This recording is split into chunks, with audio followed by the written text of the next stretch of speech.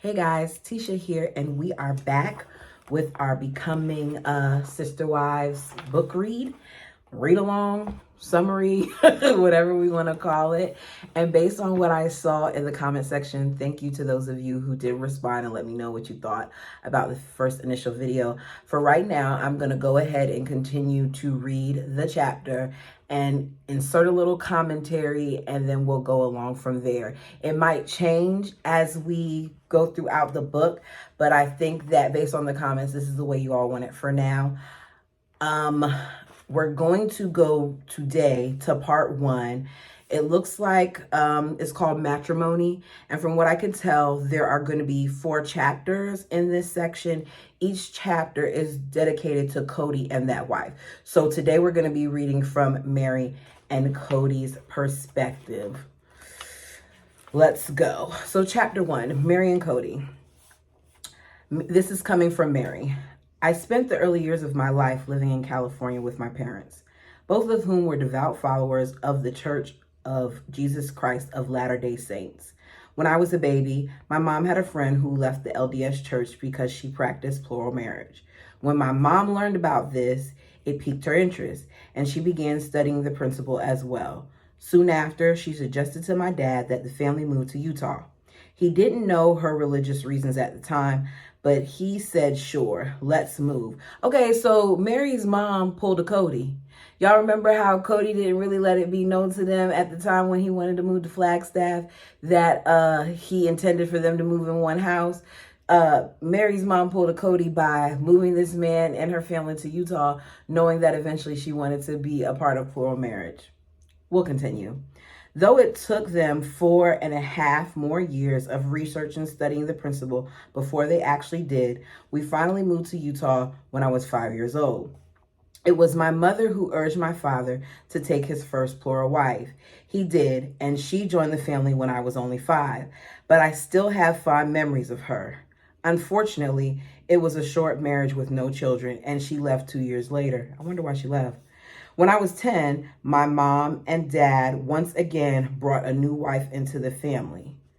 Okay, so that means she only lived 2 years of plural marriage prior to them bringing in another wife, because if she was 5 when they first did it and it was only 2 years, she wasn't a part of it that long when she was little. Okay, I'll keep going. I didn't think there was anything strange about it. In fact, I was excited. I was a shy kid and didn't make friends easily. When I found out that the woman who my father was courting was from a large polygamous family, I was thrilled to have the chance to get to know a whole new group of people and be able to make more friends. Our family grew quickly. Eventually, my father took 4 wives in addition to my mother. In total, I have 27 siblings. That's a lot. I was in a slightly easier position than many of my siblings who came from my father's 2nd, 3rd, 4th, or 5th marriages. Okay, if her mother was married first and then the 2nd wife came in and they had no children, how are we hearing about children from those marriages? Because she left. But we're going to continue. Since I was the child of my father's first marriage, his legal one, it was simple and natural for my father to be my father in public. Okay, so this is the part that we always hear about, how they have to remain in secrecy. Since polygamy isn't widely accepted for the other kids, it could be more difficult to acknowledge their father publicly. To my father's credit, he owned, that is, acted as a true father to every one of my brothers and sisters. Growing up, I always assumed I would live the polygamous lifestyle. It was the tradition in which I was raised. My biological parents and my mother's sister wives all seemed happy for the most part. Of course, there were the normal ups and downs that happened in any family. I loved being part of a large family. It felt normal and comfortable. My parents, however, never pushed me towards the principle. They wanted me to make my own decisions and come to plural marriage. If I chose, it would be through my own route. My parents' only rule about religion was that I had to go to church, but this isn't so different from millions of parents around the world. That's true. It was always made clear to me that whatever religion I embrace as an adult, whether our branch of fundamentalism, LDS, or something else, was entirely up to me. Despite the fact that I was shy, I managed to make a number of friends outside our church group. I worked at a portrait studio and became friendly with many of my coworkers, which helped me to overcome my shyness. Perhaps I interacted with so many people outside my faith when I was a teenager. For a time, I really questioned whether or not I was going to live the principle of plural marriage. I was struggling to find my way and discover my own identity within our close-knit community and the requirements of our faith. And then I met Cody. She should say, unfortunately, I met Cody. We have Cody. I was raised in the LDS faith.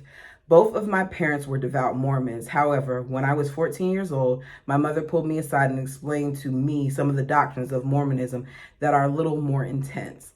One of these is that of a celestial plural marriage. The moment my mother described the principle to me, I had a feeling that this was something I was going to follow. I had no idea how or when, I just knew. Of course, being young and stubborn, I battled hard against this calling. In the LDS Church, there are absolutely no opportunity to explore plural marriage. It's simply not done. Plural marriage is one of the few things that sets Mormon fundamentalist faith apart from the followers of the LDS Church. The religions are similar, but this one difference is astronomical. Embracing it meant leaving the faith of my childhood forever. When I was 19, I was sent on my LDS missions trip to Southern Texas. During the 2 years I spent doing things for the Mormon Church, the doctrine of plural marriage was constantly on my mind. It spoke to me, it called to me, but I still had no idea what to do with this summons. When I was away in the ministry in Texas, I got a letter from my mother telling me that my parents had been excommunicated from the LDS Church and had joined the fundamentalist Mormon Church faith. I thought, well, this is interesting, but I was still too hard-headed to see it as a sign that I should follow in their footsteps. How did what happened to his parents become a sign for what he should do? See, this is where I struggle sometimes about what we deem as signs, because, never mind, I was going to go on a tangent. My parents' excommunication from the Mormon Church broke my heart. I was deeply concerned about their spiritual welfare. But God spoke peace to me. I continued my service in the missions field and finished my 2-year calling. By the time I returned from my missions, my father had taken a second wife. My mother had written me dozens of letters about how wonderful her sister wife was. So although I had never met my new mom, I was ready to accept her completely. She deserved my respect and my love simply because my father had married her. I'm glad he felt that way. When I returned to Utah from Texas, I immediately experienced the remarkable warmth of the principle of plural marriage as my mother had explained it to me for years before. The warmth and love I imagined would go hand in hand with a polygamous lifestyle were no longer an unattainable ideal. They were real and concrete and precisely as I had imagined they would be. My mother was away, but here was another woman who loved my father and whom my father loved, and by extension, we grew to love each other as mother and son. It was easy and wonderful evolution. Okay, so he likes to tell us that Meri on the show is the reason why he joined polygamy, that Meri and her family is what encouraged him. But here he is telling us that his parents already embraced it and that when he came home, his mother wasn't there to receive him, but his father's sister wife was. So that alone kind of made him want to be a part of it. He says, even though my parents had converted to fundamentalists, and I discovered for myself the warmth of the polygamous lifestyle, I was still uncertain about converting myself. I began associating with members of my parents' new church and attending their gatherings. Okay, maybe this is going to be where Meri comes in. I thought I knew what I wanted, but it took me a while to make a commitment. Then I met a girl named Meri, and it changed everything. Oh, doesn't that sound romantic? Meri, I first noticed Cody at church. Our church group is quite closely knit and has been together a long time, so any new face really stands out. He caught my eye, and I believe I caught his. Someone introduced us But beyond a brief hello, I don't think we said a word to each other. I was 18 and I'd never been courted by a guy before. Shoot. I was so quiet, I probably never even been noticed by a guy before. So nothing of a romantic nature crossed my mind during that first meeting. That summer, I attended a camp for girls of our faith. One of my fellow campers, a girl named Christy, was here from out of state and had a photo of her brother who was attending our church in Utah. When she showed it to me, I immediately recognized Cody. A few months after camp ended, Christy came back to Utah from her home in Wyoming to attend a wedding. She invited me over to the house where she was staying. I walked in the door and there was Cody sitting on the couch. He said, "Hi, Meri. You're the Meri my sister is always talking about." I was shocked that he knew my name. I was used to my friends getting all the guys while I went pretty much unnoticed. So Cody was the first guy to pay Meri any attention. Meri wasn't like Robin, who in season 6 let us know that all the guys were chasing her. Meri was flying under the radar and she wasn't heavily noticed by guys. It was good to be seen for once and not to be overlooked for my shyness. I was a little taken with Cody right off the bat. He was definitely cute and had a great attitude. He was talkative and engaged me in conversation and made me feel comfortable around him. Neither courting nor dating were on my mind at that point. He was the brother of a good friend, and that's how we begun our friendship. The next day, Cody and Christy came to meet me as I got off my shift at my job at a portrait studio in the mall. The three of us went to lunch and then to an evening get together. I felt comfortable around him, as if I'd fallen into a new safe friendship. Over the next few days, I began discovering what a fun guy Cody was. He was always laughing and smiling. He had a good attitude and a positive outlook on life. He really was outgoing and positive. I was impressed with the strength of his convictions and the depth of his spirituality. After knowing him for just a few days, I found myself liking to be around him, spending time with him, and wondering what direction this new relationship would take. One night, while his sister was still in town, we went to the home of some friends and his family for a party. There were quite a few people there, but every once in a while, I would catch Cody looking at me. When our eyes met, he'd give me a little smile. It made my heart race. Unfortunately, a few days later, Christy returned to Wyoming. Since she was the reason I've been hanging out with Cody in the first place, I didn't really think that he and I would see each other as much as we had been. Thankfully, I was wrong. The next week, Cody and I continued running into each other at church events. Eventually, he asked my dad if it would be okay if the two of us went out to grab a bite to eat. Now, I do like that part of their faith, that they really do ask permission for certain things. I think that that's just a different level of respect. Now, should they have to do that when we're talking about an 18-year-old? Maybe not, or a 19-year-old, but I think it's cute. I know it seems pretty old-fashioned that a young man would need my father's permission to go out with me, but our faith has specific morals to uphold and protocols to follow, okay? Therefore, out of respect for me and my dad, Cody wanted to request my father's permission for our association. Anyway, there was something flattering about a young man going to the trouble of getting my father's approval before taking me out.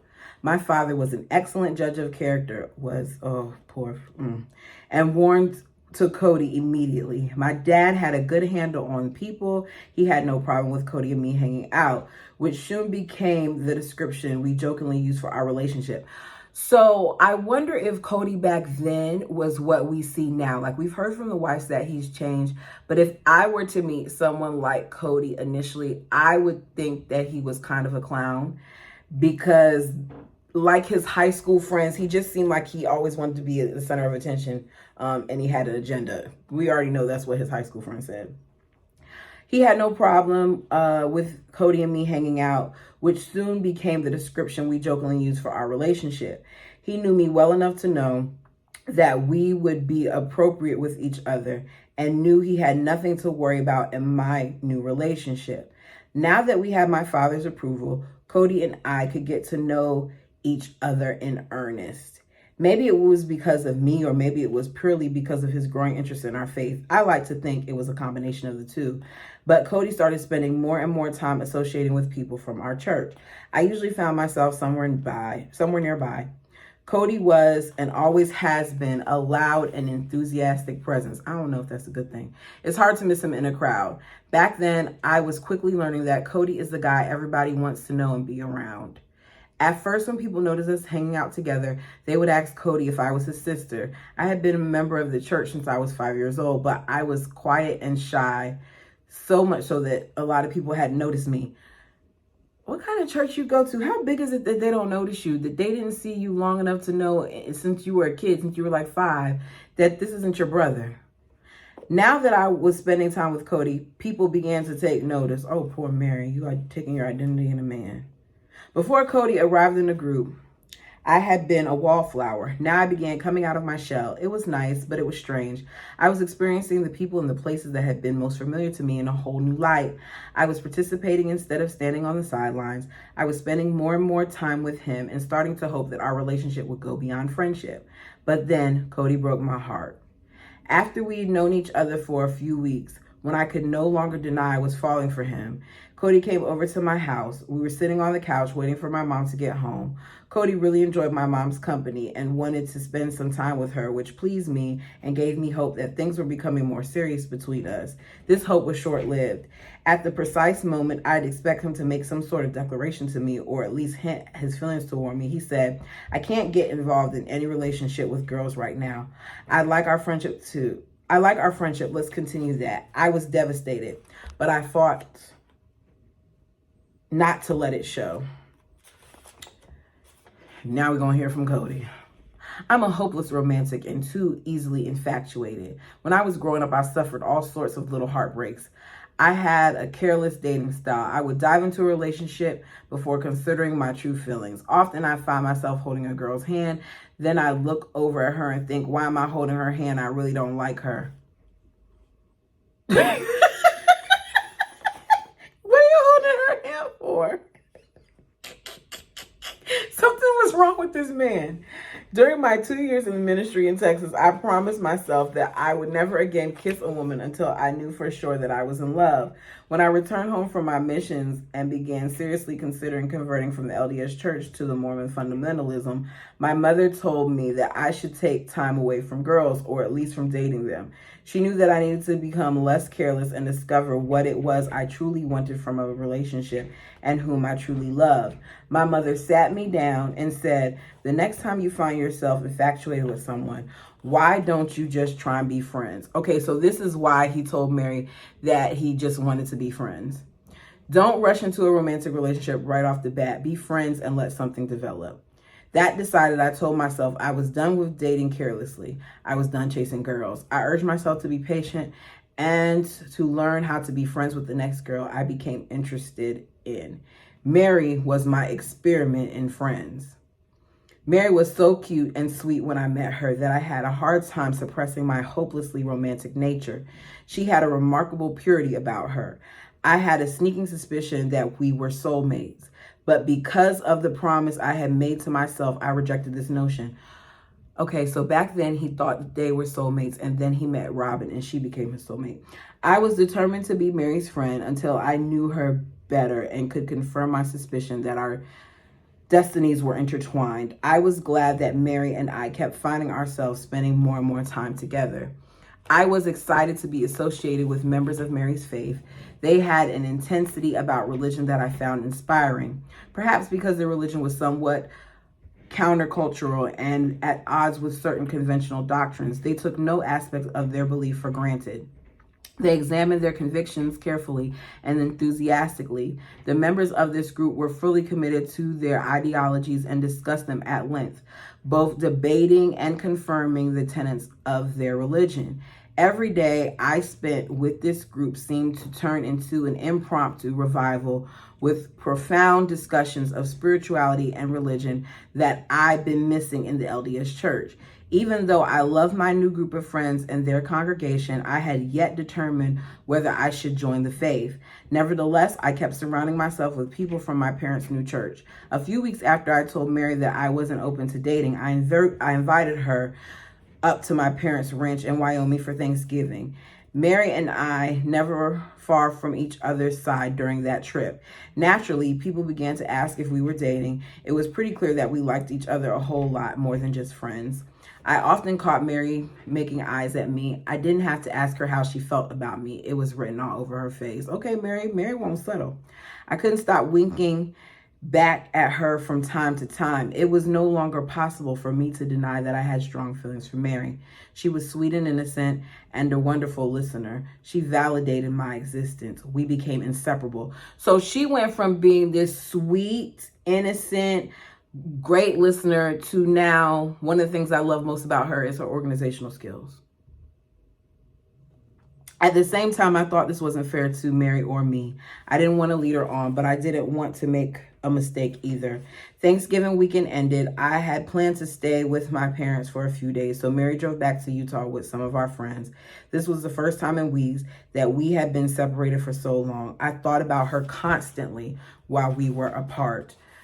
The house was finally quiet, which is remarkable in my large family. All the guests had returned home, and my younger siblings were in bed. I was sitting at my mom's kitchen table, eating ice cream with a fork. I do that sometimes. Oh man, me and Cody got something in common. The kitchen was dark, but light from the living room spilled onto the floor. Again, I thought it wasn't fair to either of us to pretend that we were just friends. We were obviously much more than that. I didn't want to drag this out and hurt Meri or myself in the process. I needed God to answer two questions. Should I join the church I was investing, and should Meri and I get married? After all, I couldn't marry her without converting, but I wanted to convert because of a spiritual conviction, not because of my love for Meri. I finished my bowl of ice cream and I decided to fast and pray until I knew with deep conviction what path I should follow. I went to the bunkhouse on my parents' property, which is where I slept, got into bed, and began my fast. After 2 days of fasting, I decided to drive back down to Utah. Meri's parents had invited me to stay into a guest room at their home. I hadn't eaten since Meri left Wyoming, and I was shocked by how great I felt. I was strong and energetic, as if I were being sustained by a greater power throughout my fast. I felt as if this remarkable strength that persisted without any food or water was part of my answer. Oh, he did a serious fast. He didn't drink anything either. When I got to the guest bedroom, I was overcome with an overwhelming feeling of peace, greater than anything I'd expected before. That feeling, that unbelievable sense of tranquility and calm was exactly what I'd been searching for. I had made my decision and I was at peace with it. So he made his decision because he felt welcomed and peace in a home. That very day, I told Meri's dad that I had decided to join his faith. He made the arrangements quickly. The next weekend, I was baptized, and I committed myself to the principle of celestial plural marriage and to God Almighty. Somehow, in the middle of all of this, I remembered to ask Meri's father for permission to court his daughter. Okay, so it wasn't really Meri that converted him. He already was leaning towards it. His parents were already doing it. We all know that he has daddy issues and he wanted to please his parents. Then on top of that, here's Meri, whose family is a part of it, and he decided to ask them. He didn't say he had a discussion with Meri about doing it. He came to the house, he felt welcome, he felt this presence that he hadn't felt before, and he decided, okay, this is what I want. Got it. I guess my conversion really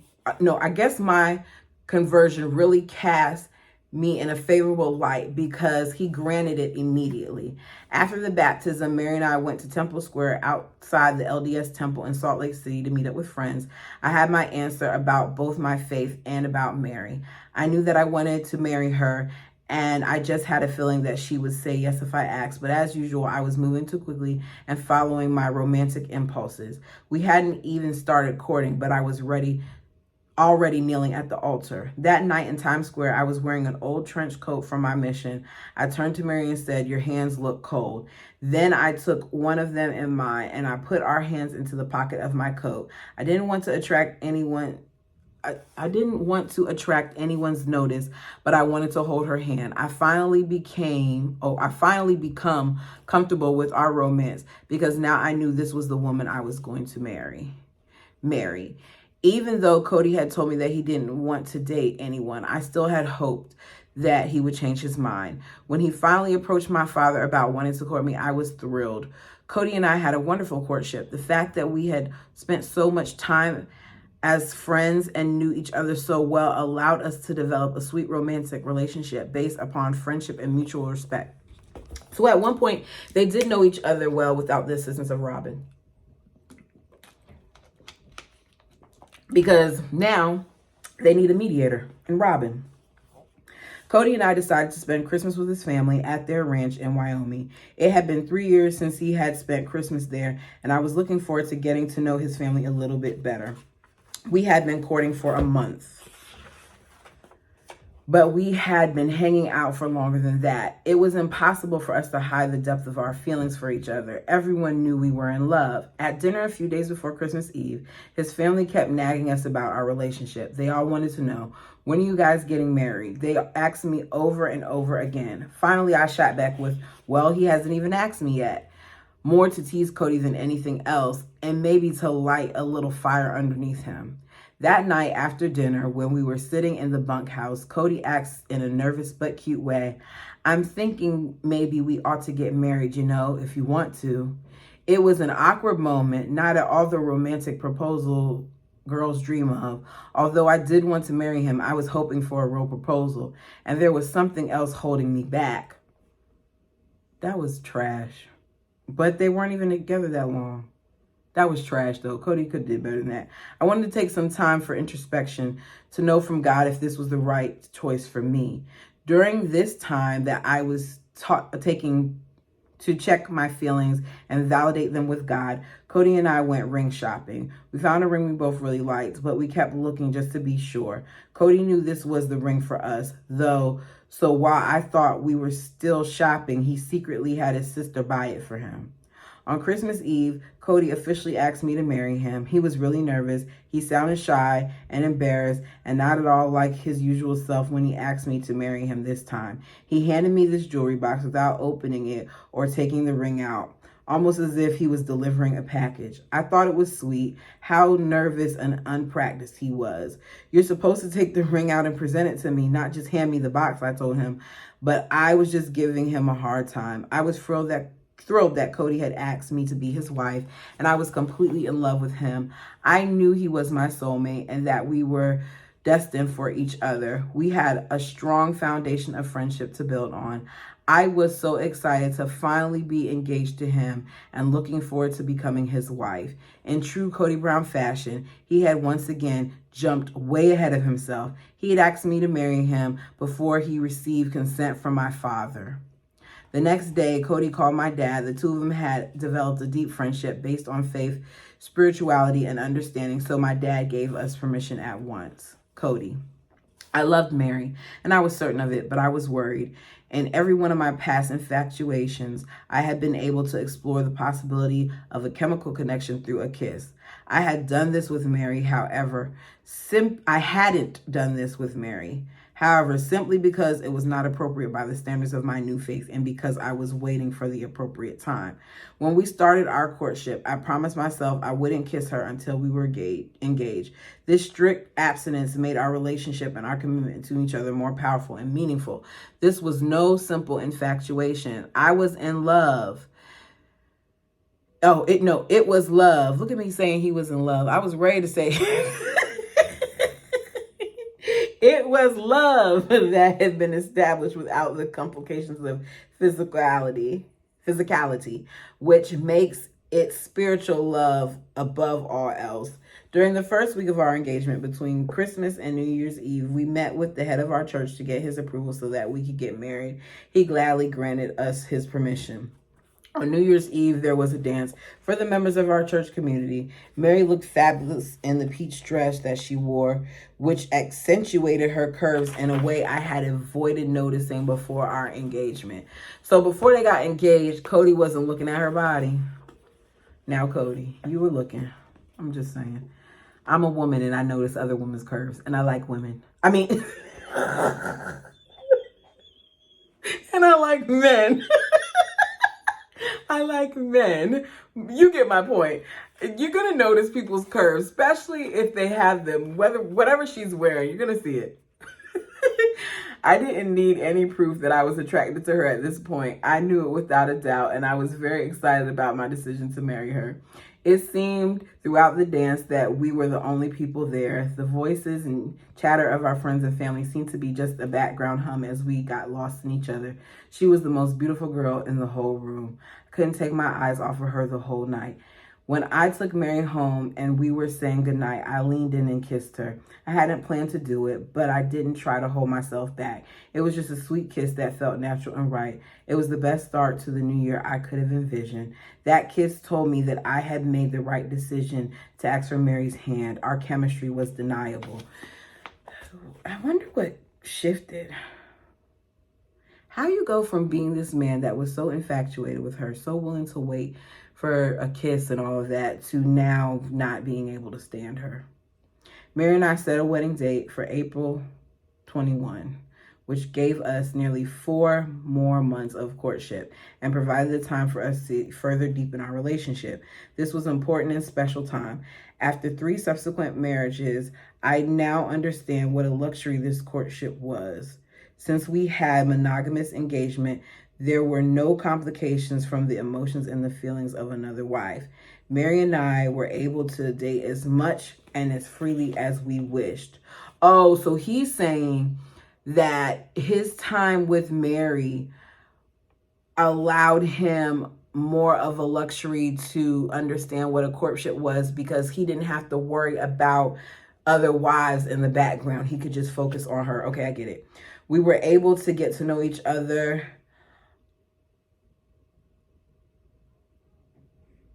unhindered. Those 4 months were wonderful. Our friendship developed into a remarkable love affair. We shared everything with one another. We got to know each other on an intimate yet chaste level. After the first kiss, we shared many more sweet kisses. It was clear to me that when Meri and I were finally married, there would be no awkwardness between us. Meri was my fiance, and we were very much in love. Okay, he said it again, y'all. He was in love with Meri. Our relationship was a typical love story, the kind you see in movies and on TV. She would smile from across the room, and I would wink back at her. We must have aggravated our friends and families with how much in love we were. While we were outwardly infatuated with each other, deep down we were becoming soulmates. I suspected we would be from the moment we met. During our courtship, we were completely carefree. We had minimum wage jobs that weren't committed to. We didn't have much money, and we're trying to prepare for our wedding and honeymoon, but it didn't bother us. We didn't know where we were going to live after the honeymoon. We didn't know what we were going to do, but it was exciting. We had each other, and that was all that mattered. That wouldn't have worked for me. I'm one of those people who I need to know what's going on, what the plan is, because it messes with my anxiety and my nerves when I don't. Meri. Cody and I were married on April 21st, 1990. We had a very private wedding ceremony and a traditional wedding reception. I wore a simple and elegant white dress that I had made by hand. And I had my heart set on Cody wearing a white tuxedo. Okay, Meri made her own dress. Go ahead on, Meri. Oh yeah, Meri does so. I look back now at pictures from our wedding and laugh. But with the 80s having just ended, it was definitely the style of the day. Cody and I chose to spend our wedding night at our new home. It felt special to us to be able to begin our intimate lives together in our own home, rather than in some hotel room. We were deeply and passionately in love with each other. There was no awkwardness between us. Everything felt just as it should be. Oh, so they had a good night, in other words. That's her way of letting us know that they had a good night. We had plans to leave on our honeymoon the next day, but unfortunately I got sick and that delayed our plans. Although being in this new relationship with Cody was absolutely amazing and wonderful, and we had a lot of fun together planning our wedding, I think my getting sick was just a result of the stress and pressure that comes along with planning a wedding. So for the next 3 days, we stayed at home. Cody started calling our home our honeymoon cottage. Finally, toward the end of the 3rd day, I felt good enough to travel. There we were, 4 days after we were married, finally leaving on our honeymoon. We only got as far as Idaho that night. Our honeymoon was a typical Cody Brown style trip. With everything being spontaneous and unplanned, we were just so excited to be married and to be traveling with only each other for company. The next day, we made it to Jackson Hole, Wyoming, our official honeymoon destination. We spent a memorable few days there, sightseeing around the quaint little tourist town and exploring our new relationship. We had a magical and romantic experience together, a wonderful beginning to our new life. After our honeymoon was over, Cody and I settled down in a town called American Fork, about half an hour south of Salt Lake City. Our new life together was sweet and romantic. We spent as much time together as possible, just basking in the love shared between us. I was 19 and Cody was 22. We didn't have any set plans for the future yet. We didn't have any school or careers tying us down. We just wanted our love affair to continue. During that first year of marriage, we weren't always the most responsible young adults. At one point, we both held jobs that didn't really interest us. We needed to make a trip out of town to see his family in Wyoming, so we quit our jobs and decided to just get ones that we actually liked when we returned home. We loved spending time together more than anything. And before we had kids or otherwise in the picture, we were able to live carefree. Okay, so they were moving really by the seat of their pants and they weren't being financially responsible, which may be how Janelle coming along helped them. Maybe we were purely enjoying ourselves, or maybe we were taking our time figuring out what we wanted. I think it was healthy not to have rushed into anything, pretending that we were more mature and knowledgeable than we were. One thing Cody and I both knew and had committed to each other from the moment we got married was that there would be other wives. Even in the early days of our marriage, we talked about a second wife. We knew it was going to happen, but we didn't know when or how. We would often have discussions about where we would meet our next wife, who she would be, and how we would bring her into the family.